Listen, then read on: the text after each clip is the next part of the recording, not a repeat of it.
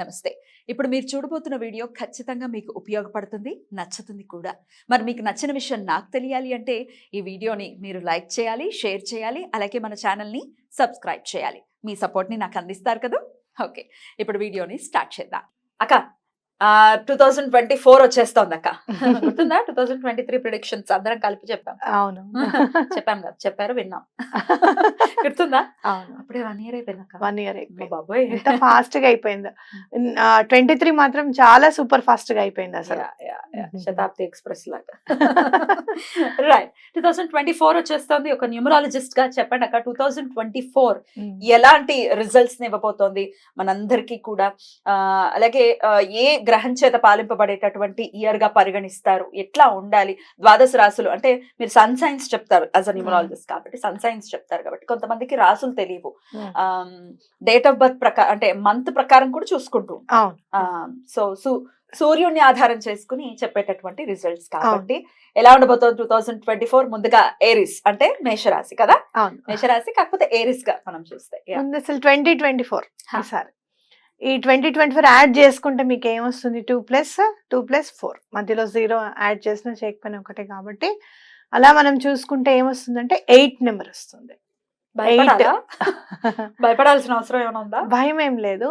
మీరు చక్కగా హోంవర్క్ చేసేసుకొని ఒక స్టూడెంట్ గా ఆలోచించుకుంటే హోంవర్క్ చేసేసి చదవాల్సినవన్నీ చదివేసుకొని స్లిప్ టెస్ట్ పెట్టని, క్వార్టర్లీ పెట్టని, ఇంకేమన్నా పెట్టని, ఇప్పుడు assessments exams quarterly half yearly కాదు, ఇప్పుడు అసెస్మెంట్స్ ఏమైనా పెట్టనివ్వండి, మీరు రెడీగా ఉన్నాను, సంసిద్ధంగా ఉన్నాను ఎప్పుడైనా ఎగ్జామ్ రాయడానికి అని అనుకుంటే మీకు అసలు భయమే ఉండదు అనమాట.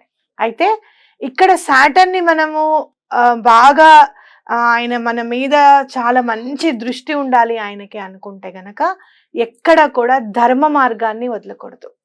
ఎటువంటి పరిస్థితుల్లోనూ ధర్మాన్ని అంటిపెట్టుకొని ఉండాలి.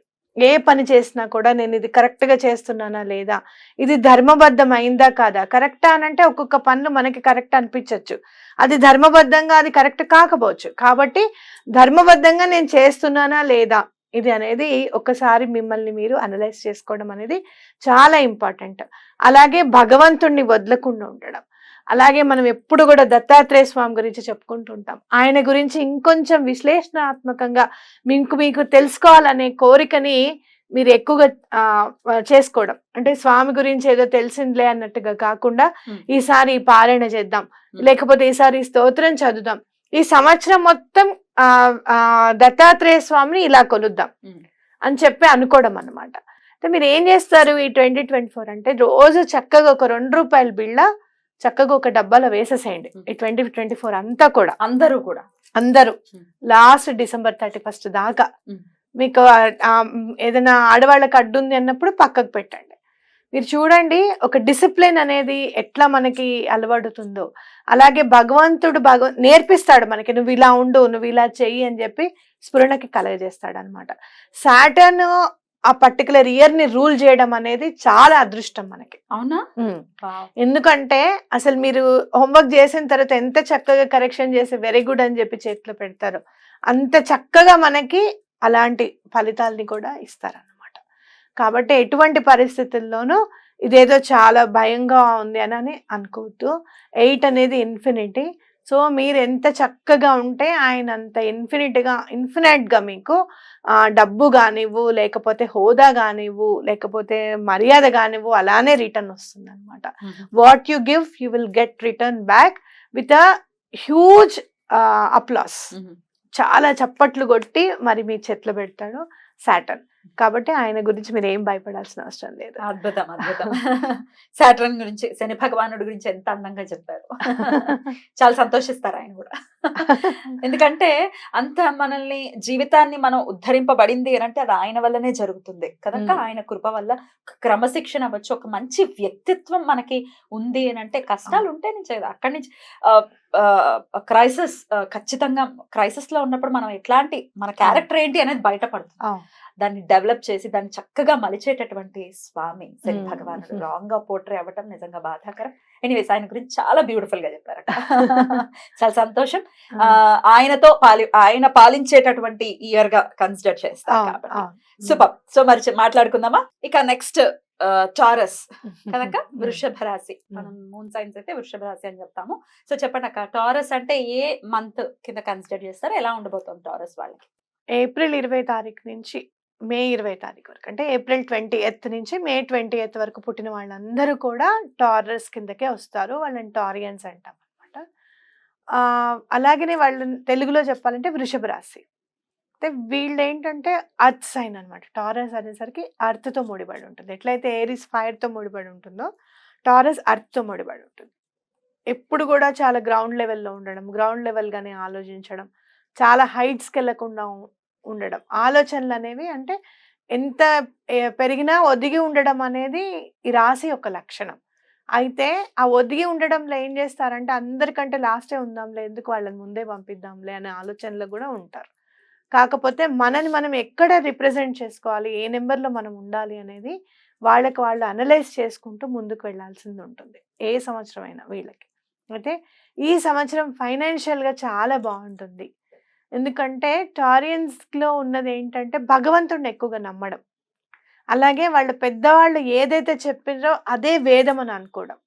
ఇంకోటి మంచి లిజనర్స్ వీళ్ళు, ఎవరేం చెప్తున్నా వింటారు ఫస్ట్. కాబట్టి అలాంటివన్నీ కూడా సాటర్న్‌కి చాలా ఇష్టం. టీచర్‌కి ఏం ఇష్టం, చెప్పింది చేయడం, విన్నారా వినే స్టూడెంట్స్ అంటే బుద్ధిగా చాలా వినే. ఇష్టం. అవును. అందుకని సాటర్న్ వీళ్ళకి ఈసారి మంచి ఫైనాన్షియల్ బెనిఫిట్ ఇవ్వడానికి చాలా రెడీగా ఉన్నారనే చెప్పుకోవచ్చు. ఫైనాన్షియల్‌గా ఎటువంటి ప్రాబ్లమ్స్ ఉన్నా కూడా వీళ్ళకి తీరిపోతాయి ఈసారి. అలాగే చాలా బాగుంటుంది. అయితే చాలా బాగున్నప్పుడు ఏం చేయాలి మనము, దీపం ఉన్నప్పుడు ఇల్లు చక్కబెట్టుకోవాలి. ఫైనాన్షియల్‌గా చాలా బాగుంటుంది కాబట్టి ఫస్ట్ 4 months లోపలే మీరు ఇన్వెస్ట్మెంట్ చేసేసేయండి. వచ్చిన డబ్బుని ఫస్ట్ ఇన్వెస్ట్ చేయాలి ఖర్చు పెట్టకుండా. తర్వాత నుంచి అలా వచ్చిన డబ్బుని ఇన్వెస్ట్ చేసుకున్న తర్వాత మీరు భగవంతుడికి ఏమి ఇవ్వాలనుకుంటున్నారు, ఏం చేయాలనుకుంటున్నారు అనేది మీరు పక్కకు పెట్టుకోండి. ఓకే, దానికి మీరు భగవంతుడికి ఎలా ఇస్తారు అనేది మీ ఇష్టం. ఏదైనా హోమం చేయించుకుంటారా, లేకపోతే హోమం చేసేటప్పుడు ఎవరికైనా ఏదైనా ఇస్తారా, లేదు ఏదైనా గుడికి ఇది ఇది చేయండి ఇది చేయండి అని చెప్పి డొనేట్ చేస్తారా, చేయండి. అయితే డొనేషన్ చేసేటప్పుడు ఎక్కడ కూడా వీళ్ళ పేరు అనేది బయటికి రాకుండా ఉండాలన్నమాట. ఏమండి మీరు రాయి మీద చెక్కేస్తామండి, సిమెంట్ బెంచ్ మీద మీ పేరు ఉండేటట్టు చూస్తామండి, అలాంటివి చేయకూడదు. పేరు ఎక్కడ కూడా బయటికి రాకుండా డొనేట్ చేయాలి. ఇది చేసుకోవడం అనేది గుప్త దానం అనేది చాలా ఇంపార్టెంట్. అలాగే భగవంతుని నమ్మేటప్పుడు గురువుని ఎక్కువగా నమ్మడం అనేది కూడా చాలా ఇంపార్టెంట్. అర్త్కి సంబంధించిన సైన్ కాబట్టి మీరు ప్రతి నెల ఏదో ఒకటి వెళ్ళి, మంగళవారం శుక్రవారం కాకుండా వెళ్ళి ఏదో ఒక చెట్టును కొని తీసుకురండి. ప్రతి నెల ఏదో ఒకటి మీరు బాగా కలిసి వచ్చే ప్లాంట్స్ అంటే మనం చెప్పుకున్నాం, జేడ్ ప్లాంట్ ఒకటి బాగా కలిసి వస్తుంది. అలాగే మీరు తులసి కూడా ఇంట్లో ఉన్నప్పటికీ ఒక తులసి చెట్టుని తీసుకొచ్చి మళ్ళీ పెంచడం, దాని దళాలు తీసుకొని శనివారం తప్పకుండా వెంకటేశ్వర స్వామికి అర్పించడం, ఇలాంటివి చేస్తూ ఉంటే మీకు తొందరగా ఎర్త్కి సంబంధించిన సైన్ కాబట్టి యూనివర్స్ తొందరగా రెస్పాండ్ అవుతుంది అనమాట. కాబట్టి ఇలా చేస్తే చాలా మంచిది. ఫైనాన్షియల్గా మంచి గ్రోత్ ఉంటుంది కాబట్టి ఆ గ్రోత్ ఉన్నప్పుడే భగవంతుడికి కొంచెం ఎంత ఇవ్వాలనేది మీరు చూసుకోండి. అలాగే మీరు ఇన్వెస్ట్మెంట్ కూడా చేసుకోవడానికి ప్రయత్నం చేయండి. రైట్ రైట్, అద్భుతం అక్క. అయితే ప్రతి నిత్యం కూడా ఈ 1 year కూడా ఈ ప్లాంట్స్ ని తెచ్చుకోవడం అనేది ఒక పరిహారం వారికి. పరిహారం. ఎందుకంటే మనం చెప్పింది నిన్న నువ్వు కూడా విన్నావు కదా, బ్రహ్మకమల గురించి చెప్పావు. నేను చెప్పింది వింటుంది అని నాకు అప్పుడు అనిపించలేదు, ఇప్పుడు అనిపించింది. ఇప్పుడు నేను చెప్పింది వింది అని చెప్పి నువ్వు చెప్పావు కదా. ప్లాన్స్ ఏంటంటే మనం చెప్పింది వింటాయి, మనకి కనెక్ట్ అవుతాయి. నేను చాలా సార్లు చెప్పాను, పువ్వు వేయట్లేదు ఏం వేయట్లేదు నేను తీసేస్తాను అన్నప్పుడు టకటక 4-5 పూలు పూసేసాయి ఆ చెట్టుకి, పద్మిని అని చెప్పాను. అట్లా అనమాట. అంటే ఏంటంటే మనం చెప్పింది వింటాయి. మీరు ఏం చెప్పాలనుకుంటున్నారు, ఫైనాన్స్ ఎక్కడి నుంచి రావాలనుకుంటున్నారు, అది కరెక్ట్గా ఖర్చు పెట్టాలని అనుకుంటున్నారు, ఎక్కడ ఇన్వెస్ట్ చేయాలనుకుంటున్నారు, మంచి సోర్సెస్ కావాలి అని చెప్పి చక్కగా నీళ్లు పోస్తున్నప్పుడు చెప్పండి.